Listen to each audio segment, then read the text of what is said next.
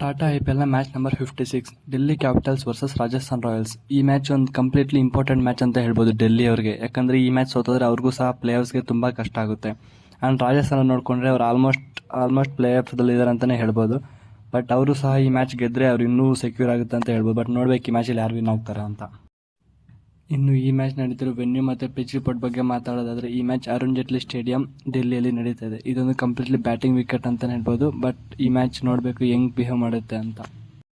ಇನ್ನು ಎರಡೂ ತಂಡಗಳ ಹೆಡ್ ಟು ಹೆಡ್ ಸ್ಟಾಟ್ಸ್ ನೋಡ್ಕೊಳ್ಳೋದಾದರೆ, ಒಟ್ಟಾರೆಯಾಗಿ 28 ಮ್ಯಾಚ್ ಆಡಿದ್ದಾರೆ. ಅದರಲ್ಲಿ 13 ಮ್ಯಾಚಲ್ಲಿ ಡೆಲ್ಲಿಯವ್ರು ಗೆದ್ದವ್ರೆ, 15 ಮ್ಯಾಚಲ್ಲಿ ರಾಜಸ್ಥಾನ ಗೆದ್ದವ್ರೆ. ಸೊ ಇಲ್ಲಿ ನೋಡ್ಕೊಂಡ್ರೆ ರಾಜಸ್ಥಾನಿಗೆ ಒಂದು ಸ್ಮಾಲ್ ಆಗಿ ಎಡ್ಜ್ ಇದೆ ಅಂತ ಹೇಳ್ಬೋದು. ಬಟ್ ಸ್ಟಿಲ್ ಡೆಲ್ಲಿಯವರು ಕಮ್ಬ್ಯಾಕ್ ಮಾಡಿದ್ರೆ ಅದನ್ನು ಈಕ್ವಲ್ ಮಾಡೋಕ್ಕೂ ಟ್ರೈ ಮಾಡ್ಬೋದು.